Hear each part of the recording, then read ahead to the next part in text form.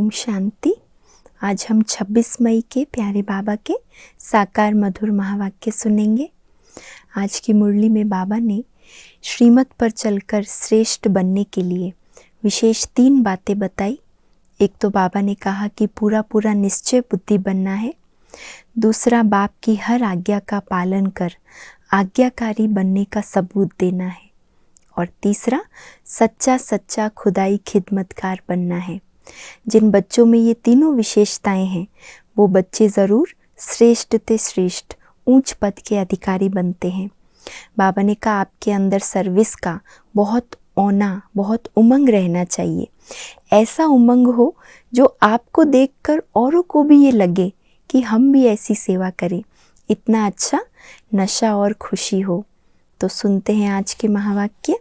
मीठे बच्चे, निश्चय बुद्धि बन, बाप की हर आज्ञा पर चलते रहो। आज्ञा पर चलने से ही श्रेष्ठ बनेंगे, है ना। आज्ञा पर चलने का आधार है निश्चय। अगर बाबा की हर बात पर निश्चय है तो वो बच्चे आज्ञाकारी स्वतः बन जाएंगे, क्योंकि निश्चय बुद्धि ही वो कर्म में बाबा की बातों को ला सकते हैं। तो निश्चय चाहिए तो स्वतः आज्ञा मिलेगी। तो जितना निश्चय बुद्धि उतना स्वतः आज्ञाकारी बनेंगे। प्रश्न है, किन बच्चों को सच्चा सच्चा खुदाई खिदमतकार कहेंगे? उत्तर है, जो राजाई पाने का पुरुषार्थ करते हैं और दूसरों को भी आप समान बनाते हैं। ऐसे ईश्वरीय सेवा पर लगने वाले बच्चे सच्चे सच्चे खुदाई खिदमतकार हैं। उन्हें देखकर दूसरे भी सहयोगी बनते हैं। उनकी ऐसी सेवा देखकर और भी ईश्वरीय कार्य में सहयोगी बन जाते हैं। ओम शांति। तुम जब यहाँ बैठते हो तो सबको कहना है कि शिव बाबा को याद करो। ये तो तुम जानते हो, शिव बाबा है, उनके मंदिर में भी जाते हैं, परंतु यह कोई भी नहीं जानते कि शिव बाबा कौन है सिवाय तुम बच्चों के। तो शिव बाबा की याद दिलानी है। यहाँ बैठे कईयों का बुद्धि योग कहाँ कहाँ भटकता रहेगा, इसलिए तुम्हारा फर्ज है याद दिलाना। भले बाबा के सम्मुख भी आकर बैठते हैं लेकिन बुद्धि योग बाहर भटक जाता है। तो बाबा कहते तुम्हारा फर्ज है सबको बाप की याद दिलाना। भाइयों और बहनों, बाप को याद करो जिस बाप से वर्षा मिलना है। तुम अभी सच्चे भाई बहन हो। वह तो सिर्फ मेल फीमेल के कारण भाई बहन कह देते हैं। लेक्चर्स में भी ऐसे कहेंगे, ब्रदर्स सिस्टर्स। वह है भाई बहन शरीर के नाते से। यहाँ वह बात नहीं है। यहाँ तो आत्माओं को समझाया जाता है कि अपने रचयिता बाप को याद करो, उससे वर्षा मिलना है। फर्क है ना। भाई बहन अक्षर तो कॉमन है। यहाँ बाप बच्चों को कहते हैं मुझ बाप को याद करो। वह शिव बाबा है, रूहानी बाप, और प्रजापिता ब्रह्मा है, जिस्मानी बाप। तो बाप दादा दोनों कहते हैं बच्चे बाप को याद करो। शिव बाबा भी कहते और ब्रह्मा बाबा भी यही कहते कि शिव बाबा को याद करो। और कहाँ भी बुद्धि योग ना जाए। बुद्धि बहुत भटकती है। भक्ति मार्ग में भी ऐसे होता है। कृष्ण के आगे वह किसी भी देवता के आगे बैठते हैं, माला फेरते हैं। बुद्धि कहाँ कहाँ भागती रहती है। देवताएं कौन है? उन्हों को यह राजाई कैसे मिली, कब मिली, यह किसको पता नहीं है। सिख लोग जानते हैं गुरु नानक ने सिख पंथ स्थापन किया, फिर उनके गुरु पोत्रे चलते आते हैं। वह पुनर्जन्म में आते रहते हैं। ये बातें कोई जानते नहीं। सदैव थोड़े ही गुरु नानक को याद करेंगे। अच्छा समझो, गुरु नानक को व बुद्ध को व कोई भी अपने धर्म स्थापक को याद करते हैं, परंतु ये किसको भी पता थोड़ी है कि अभी वह कहाँ है। याद कर रहे हैं लेकिन वो आत्मा अभी कहाँ है ये किसी को भी पता नहीं। वह तो कह देते हैं ज्योति ज्योत समाया। वह तो समझते हैं उनके धर्म स्थापक की आत्मा मोक्ष को प्राप्त कर गई, लेकिन बाबा कहते उनको मालूम नहीं कि वो धर्म स्थापक की आत्माएं भी फिर से पुनर्जन्म लेकर इसी चक्र में आती है। तो बाबा कहते सोचते हैं ज्योति ज्योत समाया, वाणी से परे चले गए, या कह देते कृष्ण हाजिरा हजूर है। जिधर देखो कृष्ण ही कृष्ण है, राधे ही राधे है, ऐसे कहते रहते हैं। बाबा बैठ समझाते हैं तुम भारतवासी देवता थे, तुम्हारी सूरत मनुष्य की, सीरत देवता की थी।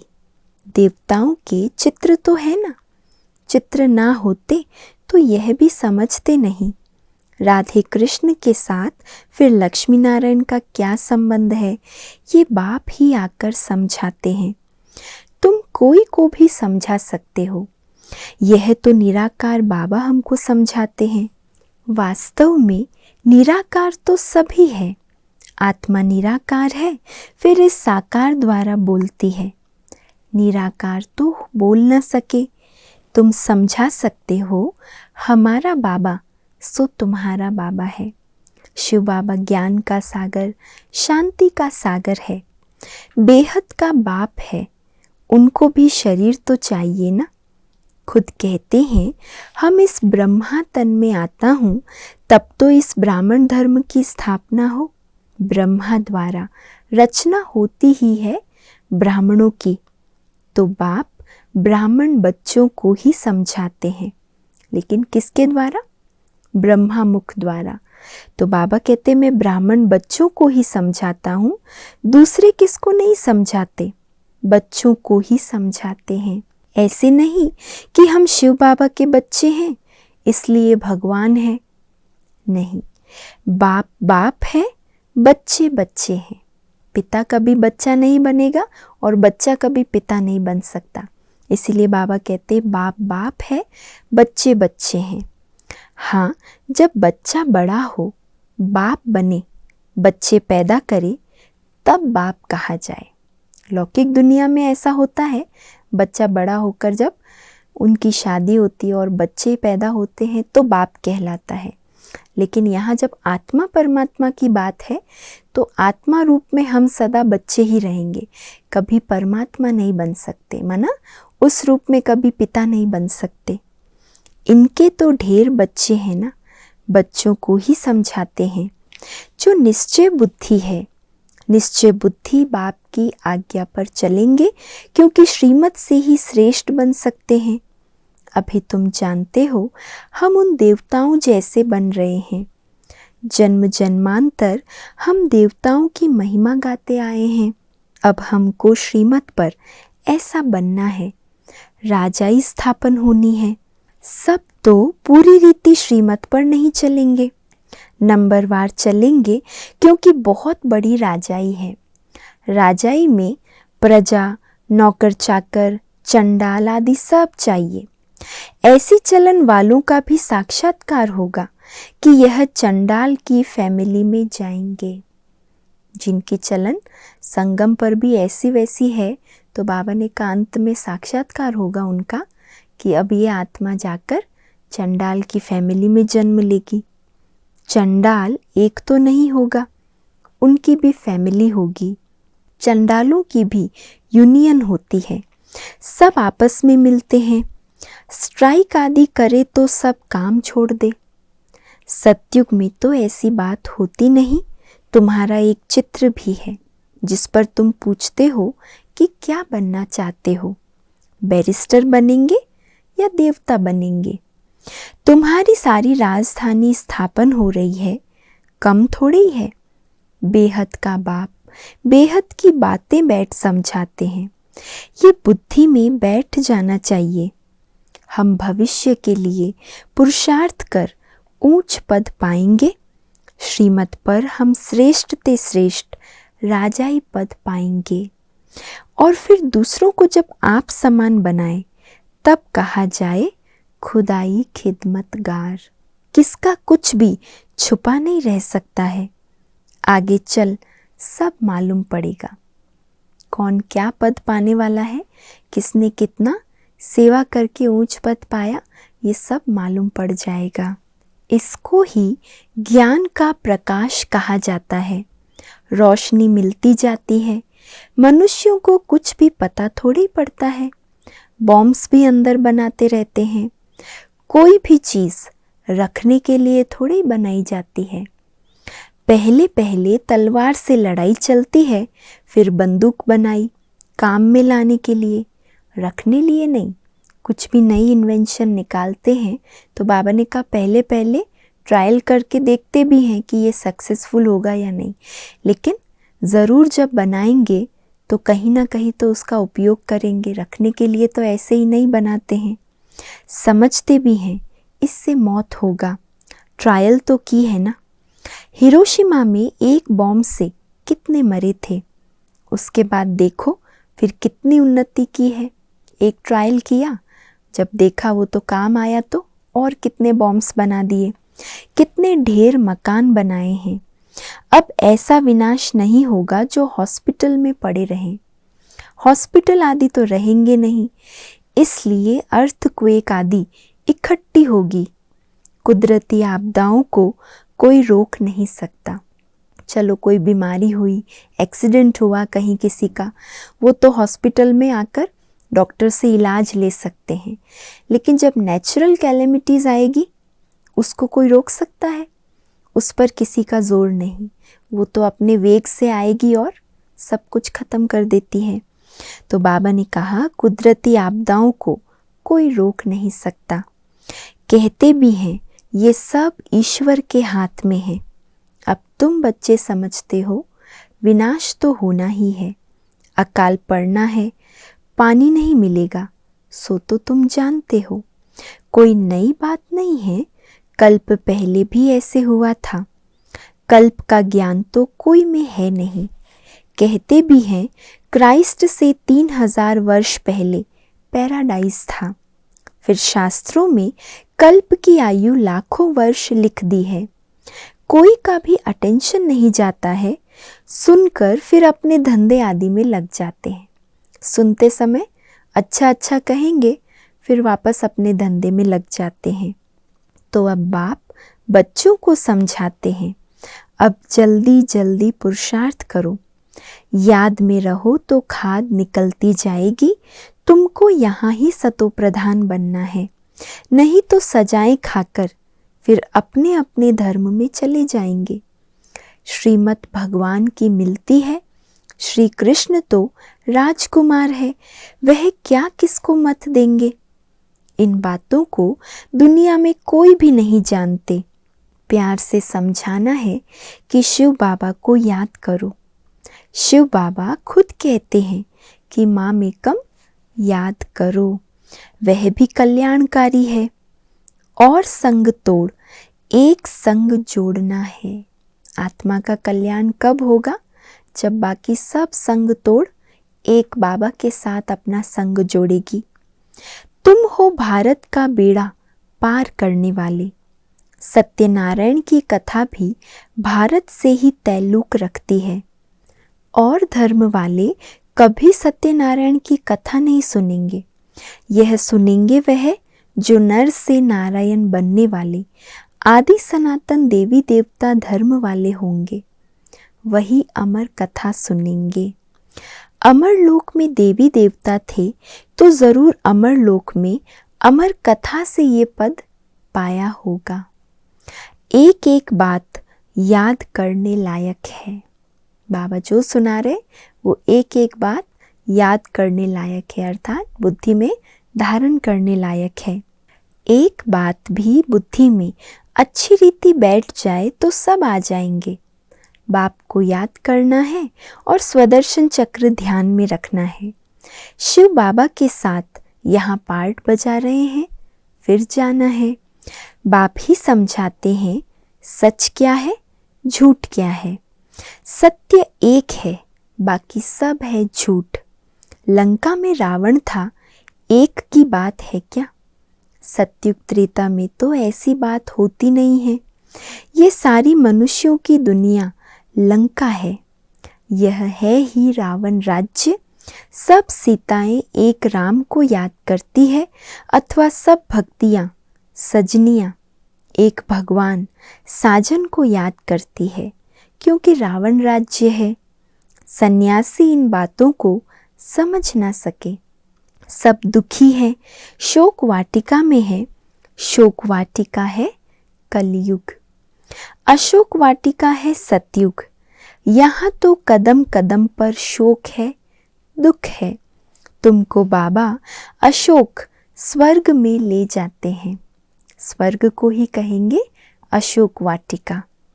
यहाँ तो मनुष्य कितना शोक करते हैं। कोई मर जाता है तो जैसे पागल हो जाते हैं। स्वर्ग में तो यह सब बातें होती नहीं। अकाले मृत्यु कभी होती नहीं। जो स्त्री विधवा बने, वहाँ तो समय पर एक चोला छोड़ जाकर दूसरा लेते हैं। मेल व फीमेल का लेंगे तो यह साक्षात्कार हो जाएगा। पिछाड़ी में सब मालूम पड़ जाएगा कौन कौन क्या बनेंगे। फिर उस समय कहेंगे हमने इतना समय मेहनत नहीं की, परंतु उस समय कहने से क्या होगा। उस समय महसूस भी हो जाए तो बाबा ने कहा उससे कोई फायदा नहीं। समय तो बीत गया ना। इसलिए बाप कहते हैं बच्चे मेहनत करो, सर्विस में सच्चे राइट हैंड बनो तो राजाई में आ जाएंगे। सर्विस में लगे रहो। मिसाल भी है ना, कैसे कुटुंब के कुटुंब सर्विस में लग पड़ते हैं। कहेंगे इस कुटुंब ने कर्म ऐसे अच्छे किए हुए हैं जो सब ईश्वरीय सर्विस में लग गए हैं। माँ बाप बच्चे ये तो अच्छा है ना, सर्विस पिछाड़ी चक्र लगाते रहते हैं। तुम बच्चों को बहुत उल्लास होना चाहिए। कैसे मनुष्यों को रास्ता बताएं जो उन्हों की आत्मा खुश हो। कितनों को रास्ता बताते हो। ये तुमने प्रजा बनाई, बीज बोया ना। जमते जाम मतलब जन्मते ही राजा तो कोई होता नहीं।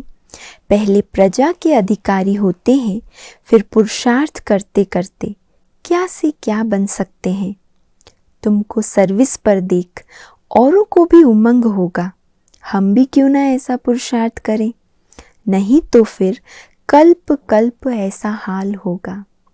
अगर इस कल्प में पुरुषार्थ नहीं किया तो हर कल्प की वही नूंद हो जाएगी। बहुत आएंगे, पछताएंगे। उस समय जैसा दुख मनुष्य सारी आयु में कभी नहीं देखते। श्रीमत पर नहीं चलने के कारण पिछाड़ी में ऐसा दुख देखेंगे, बात मत पूछो, क्योंकि अनेक विकर्म किए हैं। बाबा रास्ता भी बहुत सहज बताते हैं। सिर्फ बाप को याद करना है, औरों को भी ये रास्ता बताओ। इसलिए बाबा बार बार ये सावधानी दे रहे हैं कि बाद में अगर महसूस हुआ तो समय तो बीत जाएगा, उस समय कोई फ़ायदा नहीं होगा। और बाबा ने जो ये बात कही कि उस समय ऐसा दुख होगा जो मनुष्य सारी जीवन भी उसने वो दुख अनुभव नहीं किया होगा, क्योंकि उस समय अंदर आत्मा इतना पछतावे में तकलीफ़ महसूस करेगी, तड़फन महसूस करेगी कि अब समय हमारे हाथ से निकल गया। अब हर कल्प हमारा यही पार्ट, यही पद फिक्स हो गया और अब हम कुछ भी नहीं कर सकते। ये पछतावा उसको अंदर ही अंदर बहुत दुख देगा। इसलिए बाबा बार बार सावधानी देते हैं। तुम देवी देवता धर्म के थे, जैसे क्रिश्चियन धर्म के मनुष्य इस्लामी धर्म के मनुष्य हैं, वैसे यह हैं। यह है सबसे पवित्र, इन जैसा धर्म कोई हो नहीं सकता। आधा कल्प तुम पवित्र रहते हो। स्वर्ग और नर्क गाया हुआ है। हेवन किसको कहा जाता, यह भी किसको पता नहीं है। बाप भारत में ही आकर बच्चों को जगाते हैं। 5000 वर्ष की बात है। जो स्वर्गवासी थे वही अब नर्कवासी बने हैं। फिर बाप आकर पावन स्वर्गवासी बनाते हैं। एक साजन आकर सब सजनियों को अपनी अशोक वाटिका में ले जाते हैं। तो पहले पहले सबको यह कहो कि बाप को याद करो, नहीं तो यहाँ बैठे बैठे बुद्धि कहाँ कहाँ भटकती रहती है। भक्ति मार्ग में भी यही हाल होता है। बाबा अनुभवी तो है ना। सबसे अच्छा धंधा जवाहरात का होता है। उनमें सच और झूठ को बड़ा मुश्किल समझते हैं। यहाँ भी सच छुपा हुआ है, झूठ ही झूठ चलता रहता है। ये भी ड्रामा में नूंद है। तुम जानते हो हम सब ड्रामा के एक्टर्स हैं। इनसे कोई भी निकल नहीं सकता, कोई भी मोक्ष को पा नहीं सकता। विवेक से काम लेना होता है।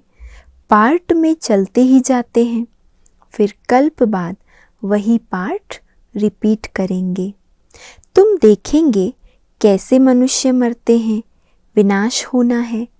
सब आत्माएं निर्वाण धाम में चली जाएंगी। ये बुद्धि में ज्ञान है।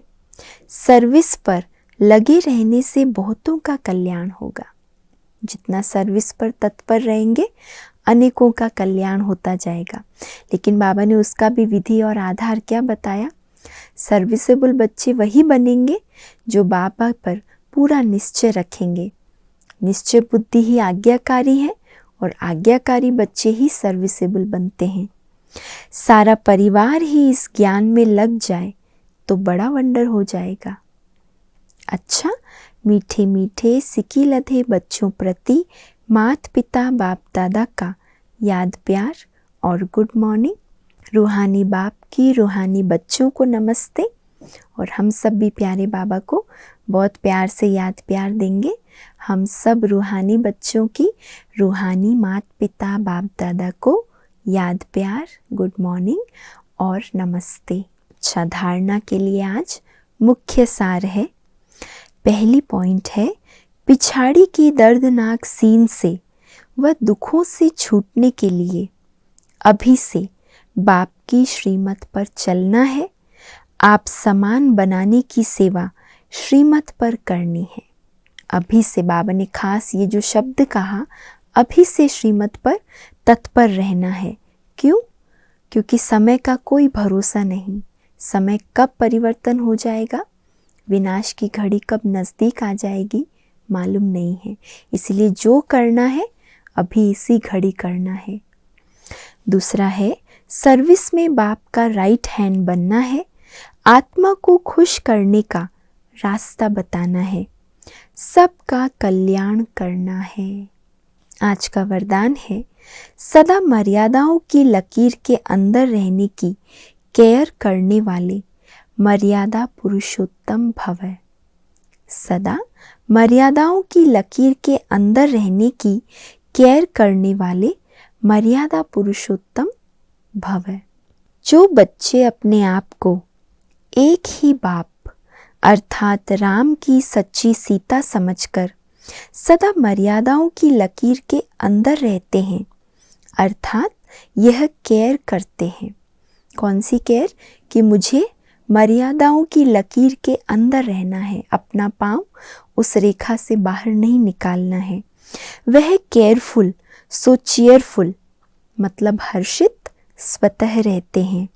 तो सवेरे से रात तक के लिए जो भी मर्यादाएं मिली हुई है, अमृत वेले से लेकर रात को सोने तक जो भी मर्यादाएं मिली हुई है, उनकी स्पष्ट नॉलेज बुद्धि में रख स्वयं को सच्ची सीता समझकर मर्यादाओं की लकीर के अंदर रहो, तब कहेंगे मर्यादा पुरुषोत्तम।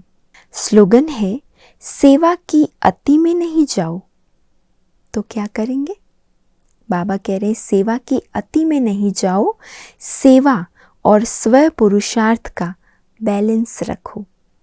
सेवा सेवा सेवा करते स्व को भूल जाते हैं, स्व उन्नति को भूल जाते हैं, स्व की सेवा छोड़ देते हैं, औरों की सेवा में अति में बिजी हो जाते हैं। तो बाबा ने कहा नहीं, सेवा का और स्व पुरुषार्थ का बैलेंस रखो। और आज का अव्यक्त इशारा है, योग बल अर्थात साइलेंस की शक्ति। कम मेहनत कम खर्चे में बालानशीन कार्य करा सकती है। साइलेंस की शक्ति समय के खजाने में इकोनॉमी करा देती है। साइलेंस की शक्ति समय के खजाने में इकोनॉमी करा देती है, मतलब कम समय में ज़्यादा सफलता पा सकते हो। यथार्थ इकोनॉमी है एक नामी बनना। यथार्थ इकोनॉमी है एक नामी बनना। एक का नाम सदा स्मृति में रहे, ऐसा एक नामी वाला इकोनॉमी कर सकता है। जो एक नामी नहीं, वह यथार्थ इकोनॉमी भी नहीं कर सकता। इसलिए साइलेंस की शक्ति जमा करना है तो उसके लिए हमें एक नामी बनना है, और जितना एक नामी बनते जाएंगे ऑटोमेटिक समय की संकल्पों की इकोनॉमी होती जाएगी। अच्छा, ओम शांति।